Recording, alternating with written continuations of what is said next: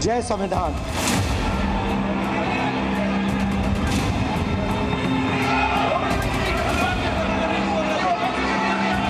ये ठेका नहीं है बीजेपी का। सरकार की तरफ में आने से सभी को गुमराह करने की कोशिश नहीं की जानी चाहिए।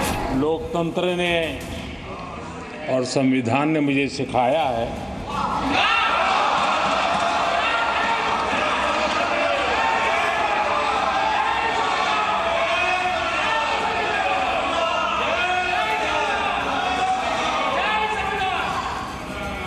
कि मुझे विपक्ष के नेता को गंभीरता से लेना चाहिए। और व्यास ने कहा अयोध्या में मत लड़ जाना, अयोध्या में मत लड़ जाना, अयोध्या की जनता हरा देगी। और इसीलिए प्रधानमंत्री वाराणसी गए और वहां बच के निकले। आप हिंदू हो ही नहीं। करोड़ों लोग अपने आप को गर्व से हिंदू कहते हैं। जो लोग अपने आप को हिंदू कहते हैं वो 24 घंटा हिंसा हिंसा हिंसा, नफरत नफरत नफरत, असत्य सत्य असत्य। इस देश में शायद इनको मालूम नहीं है, करोड़ों लोग अपने आप को गर्व से हिंदू कहते हैं, गर्व से हिंदू कहते हैं।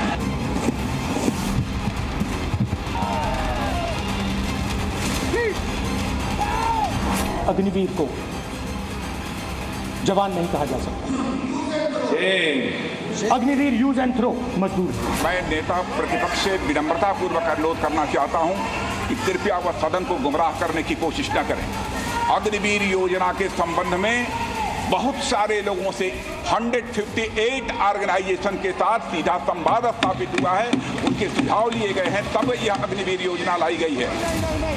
नरेंद्र मोदी जी पूरा हिंदू समाज नहीं है। इस माइक का कंट्रोलर किसके हाथ में? प्लीज बैठिए। आप बोलने के लिए खड़े हैं, आपका माइक कभी बंद नहीं हुआ, कभी बंद नहीं हुआ। शलभ मणि त्रिपाठी, सबसे पहला सवाल आपसे। हम जब रामायण और महाभारत के सीरियल देखा करते थे तो देखते थे कि भाई एक दूसरे की तरफ तीर छोड़ा जाता था, तो जो एक तीर छोड़ा जाता था वो तो मैनेजेबल होता था, लेकिन जब कभी कई सारे तीर एक साथ छोड़ दिए जाते थे तो वो बड़ा घबराहट की स्थिति पैदा कर देते थे। कहीं ना कहीं आज मुझे देख करके लगा कि राहुल गांधी ने जो एक साथ कई तीर छोड़े उससे बीजेपी थोड़ी सी हिल गई। पीएम को उठना पड़ा, गृह मंत्री को उठना पड़ा, रक्षा मंत्री को उठना पड़ा। मतलब पहले राहुल गांधी बोलते थे तो ये सिर्फ बैठकर हंसते थे, लेकिन आज जवाब देने के लिए उठे। अनुराग जी, आपका हो सकता है व्यक्तिगत आकलन हो, नहीं तो बहुत सारे लोग टेलीविजन देख रहे थे, बहुत सारे लोग आज प्रोसीडिंग देख रहे थे, हाउस की कार्रवाई देख रहे थे। उनमें से बहुत सारे लोगों को ऐसा भी लगा कि जैसे वो दिवाली के जो रॉकेट होते हैं, दिवाली के रॉकेट, कि जिनको आप बड़ी शिद्दत के साथ उसमें आग लगाइए और पता चले कि वो 20 मिनट डिलेड होकर रॉकेट वापस लौट आता है जमीन के भीतर। तो राहुल गांधी जी में आपको परिवर्तन दिख सकता है, आपको हो सकता है कोई नया अवतार नजर आ रहा हो, कोई नया उनका स्वरूप नजर आ रहा हो, पर देश के लोग जो जिस प्रकार की अपेक्षा उनसे करते हैं और देश के लोग जो उनके बारे में नैरेटिव रखते हैं, जो परसेप्शन रखते हैं, राहुल गांधी उसी रूप में आज नजर आए। जो उन्होंने बातें कही, मुझे लगता है कि आपने कहा प्रधानमंत्री जी को उठना पड़ा, प्रधानमंत्री जी क्यों नहीं उठेंगे? अगर आप इस देश के हिंदुओं को के बारे में इस प्रकार के अपशब्दों का प्रयोग करेंगे कि जो लोग खुद को हिंदू कहते हैं वो हिंसा की बातें करते हैं, जो लोग अपने आप को हिंदू कहते हैं वो असत्य बोलते हैं। इस पूरे पैनल पे एक भी कोई नॉन हिंदू नहीं है, सब हिंदू हैं। लेकिन आप जरा देखिए, उसके बावजूद इस प्रकार की भाषा का प्रयोग करना, और ठीक है सब अलग अलग विचारधारा के, इसमें एक व्यक्ति को मैं मान सकता हूं कि हाँ वो अपने आप को नास्तिक कहते हैं, लेकिन अनुराग मुस्कान भी हिंदू है। मैं आपसे पूछना चाहता हूँ, क्या हिंदू हिंसा करता है? क्या हिंदू क्या असत्य बोलता है? हिंदू क्या पूरे दिन केवल अपराध की बातें करता है, गुनाह की बातें करता है? तो राहुल गांधी जी में वही नफरत नजर आई जो पिछले कई वर्ष। शलभ जी, राहुल गांधी को स्पेसिफिकली बोलना चाहिए था, मैं मानता हूं, लेकिन बाद में आपत्ति दर्ज कराने के बाद उन्होंने कह दिया, इस बात का स्पष्टीकरण दे दिया कि वो हिंदू बीजेपी के लिए कह रहे थे, बीजेपी के नेताओं के लिए कह रहे थे।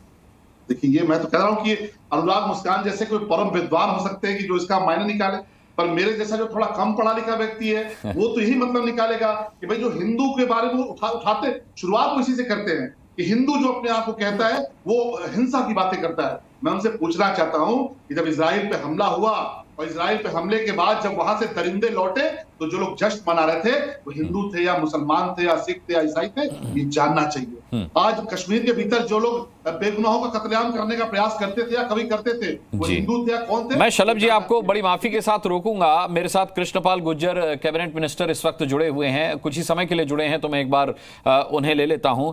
कृष्णपाल जी, टाल ठोक के डिबेट में आपका बहुत बहुत स्वागत है। आज जो कुछ संसद में हुआ उसे इंडिया गठबंधन राहुल 2.0 की तरह से देख रहा है। राहुल का एक बदला हुआ रूप, संविधान से लेकर के जो उन्होंने लड़ाई शुरू की थी वो आज कितने सारे मुद्दे उन्होंने गिना दिए और सरकार को घेरने में वो सफल रहे, ऐसा इंडिया गठबंधन का मानना है, क्योंकि पीएम को जवाब देने के लिए उठना पड़ा। जी, मैं बिल्कुल आपकी बात से सहमत नहीं हूं। अच्छा, आज राहुल जी ने नेता विपक्ष के पद को शर्मसार किया है।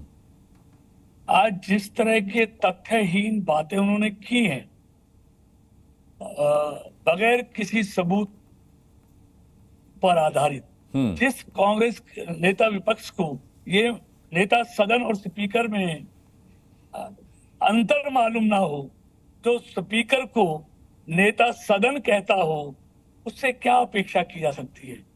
जिसने अग्निवीरों के बारे में झूठ बोला, जिसने तमाम वो बातें की जिनका कोई आधार नहीं था, और जिस तरह उन्होंने एक धर्म के बारे में बातें की हैं, ये शोभा नहीं देती। मैं कहता हूं कांग्रेस एक ऐसे नाकाबिल व्यक्ति को ढो रही है, और उसी का कारण है कि कांग्रेस का ये पतन निरंतर होता जा रहा है। एक लंबे समय के बाद विपक्ष को नेता विपक्ष का पद मिला, और आज जिस तरह नेता विपक्ष ने बातें की हैं, पूरे देश ने आज उसको अपनी आंखों से देखा है और कानों से सुना है कि किस तरह का व्यवहार था उसका। जिस आदमी को, मैंने फिर कह रहा हूं, नेता सदन और स्पीकर में क्या अंतर है? जो स्पीकर को नेता सदन कहता हो, उससे क्या उम्मीद कर सकते हैं? तो इसलिए राहुल इस काबिल नहीं है, लेकिन मैं समझूं ये कांग्रेस की बदकिस्मती है कि उसके पास इसके अलावा कोई सौदा नहीं है, इसलिए उसको ढोई जा रही है। नहीं, लेकिन कांग्रेस आज, कृष्णपाल गुर्जर जी, कांग्रेस आज बड़ी खुश है। कांग्रेस कह रही है कि पहले राहुल गांधी के बयान पर जो लोग हंसते रहते थे, आज उन्हें खड़े होकर के राहुल गांधी की बात का जवाब देना पड़ रहा है। देखिए, जवाब नहीं, एक जो तथ्य बात करेगा उसका तथ्यों के साथ जवाब तो देना पड़ेगा ना। लेकिन जो सवाल हमारे नेताओं की तरफ से किए, उसका कोई जवाब नहीं था उसके पास। उसका कोई, उसने सदन की गरिमा को गिराया है, पूरे सदन के नेता विपक्ष के पद को शर्मसार किया है। उसकी बड़ी गरिमा होती है, नेता विपक्ष के पद की बड़ी इज्जत से देखा जाता है। आज उसने उस पद को शर्मसार किया है, जिसको सारे देश ने अपनी आंखों से देखा और कानों से सुना है। कोई बात उनके पास कहने के लिए नहीं थी, सिवाय निराधार तथ्यहीन आरोप लगाने के। और ये सब इसलिए है, वो लगातार हार से बौखलाए हुए हैं जी, हार उन पर बर्दाश्त नहीं हो रही है। ठीक है जी, इसलिए ये हालत है उनकी। ठीक है, बहुत बहुत धन्यवाद करना चाहूंगा कृष्णपाल गुर्जर जी, हमसे जुड़िए आप और हमसे बात की। अखिलेश प्रताप सिंह जी, नेता विपक्ष की पद की गरिमा को गिराया है और बहुत निंदनीय व्यवहार इसे भारतीय जनता पार्टी, और अभी आपने केंद्रीय मंत्री किशन पाल सिंह गुर्जर जी को सुना होगा, उन्होंने कहा कि बहुत ही निंदनीय व्यवहार रहा, जो तथ्यों से परे था। जो कुछ राहुल गांधी ने कहा वो बहुत भ्रामक था।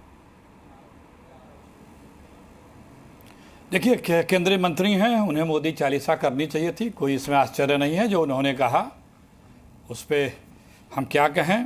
लेकिन आज पूरा देश जो नेता प्रतिपक्ष से देश की पीड़ा सदन में सुनना चाहता था, राहुल गांधी जी ने आज देश की आत्मा बन करके सदन में वो बात रखी। आज किसान किस तरह से परेशान है पिछले वर्षों से, कई वर्षों से, नौजवान के साथ किस प्रकार से ये सरकार छल कर रही है, सेना में किस प्रकार से अग्निवीर और तमाम स्कीमों को लेकर के कैसा व्यवहार हो रहा है, किसानों के साथ कैसी दुर्दशा दुर्गति और उनके साथ कैसा सौतेला व्यवहार हो रहा है, कुछ उद्योग घरानों के साथ किस तरह से सरकार बल गई है, बाहें मिलाए अपना सारा योजनाएं उनके लिए बना रही हैं, और महंगाई कितने चरम पे है, उसका कितना दुष्प्रभाव है। और अयोध्या ने क्या मैसेज दिया, और प्रधानमंत्री मोदी जी अपने पूरे कैबिनेट के साथ जी घबराए परेशान और चेहरे पे हवाइयाँ उड़ी सदन में दिखते रहे। एक एक करके सारे मंत्री, सारे उनके जैसे उनका अपना किचन कैबिनेट कहना चाहिए दरबार, वो उठे, प्रयास किया, लेकिन असफल रहे। प्रधानमंत्री उठे, गृह मंत्री उठे, रक्षा मंत्री उठे, संसदीय कार्य मंत्री उठे, कृषि मंत्री उठे और कई मंत्री उठे, लेकिन अकेले राहुल जी की उस भावनाओं को, जो देश की भावना है, उस प्रकटीकरण का जवाब नहीं दे पाए, एक शब्द नहीं बता पाए। क्या अग्निवीर को पेंशन मिलती है? क्या अग्निवीर की नौकरी सिर्फ 4 साल की नहीं होती है? क्या अग्निवीर को शहीद का दर्जा मिलता है? ये सब तो अग्निवीर जब योजना लागू की गई थी तभी बता दिया गया था। इसमें नया क्या था? भाई यही तो रखा उन्होंने, जिससे ये लोग कह रहे थे जी, तो आप क्यों जी नया नहीं है, फिर वो क्यों कह रहे थे कि नहीं ऐसा, ये लोग गलत बोल रहे हैं? नहीं, अमित शाह 1 करोड़ वाले मसले पर 1 करोड़ वाले मसले पर राजनाथ सिंह जी ने कहा कि ये गलत कहा जा रहा है, मरणोपरांत उनके परिवार को 1 करोड़ रुपए दिया जाता है। ये बात गलत, ये बात राहुल गांधी ने गलत कही कि 1 करोड़ रुपए उन्हें नहीं मिलता। मरणोपरांत राहुल जी ने सारी बातें गिनाई। मरणोपरांत हर सैनिक को, चाहे अग्निवीर हो चाहे फौजी हो, सेना में नौकरी करने फौजी का तगमा देशभक्ति की भावना से ओतप्रोत वाला जाता है। वो सिर्फ नौकरी करने नहीं जाता है, उसके सेंटिमेंट को आप नहीं पहचान पा रहे हैं। अब नौजवानों से जाके बात करिए, 10 साल हो गए, एक पीढ़ी बर्बाद कर दी मोदी जी और बीजेपी ने। जो लड़के 10 साल से तैयारी कर रहे थे, परीक्षा दे करके परीक्षा दे के आ रहे हैं, कह रहे हैं कि मेरा पेपर बहुत अच्छा हुआ, अब की मेरा रिजल्ट सिलेक्शन होने की पूरी संभावना है। सुबह पढ़ते हैं अखबारों में कि पेपर लीक, अवसर नहीं मिला। 10 साल तक कितने परीक्षाएं लीक हुई? 70। जो लोग सरकारी नौकरी के लिए वो ओवरेज हो गए, उन परिवारों, उन बच्चों से कभी मिलके देखिए उनकी पीड़ा को, आप उनकी पीड़ा को कभी आप महसूस किए हैं? ठीक है अखिलेश जी, मैं लौटता हूं आपके पास। महसूस किया है शलभ मणि जी, उस परिवार के लोगों को जिन्होंने पूरे परिवार का सहयोग करके उन बच्चों को पढ़ाया है, कैसे कैसे फीस की व्यवस्था करते हैं, कैसे कैसे पढ़ाई की व्यवस्था करते हैं। अखिलेश जी बिल्कुल ठीक कह रहे हैं। परीक्षा दे करके वो कैसे कैसे जाके इम्तिहान देते हैं और बड़े खुश होते हैं कि इस बार मेरी तैयारी सफल होगी, और सुबह जब अखबार में पढ़ते हैं कि पेपर लीक, क्या गुजरती है उन सब पे? ठीक बात है। कौन जिम्मेदार है? जी न्यूज़।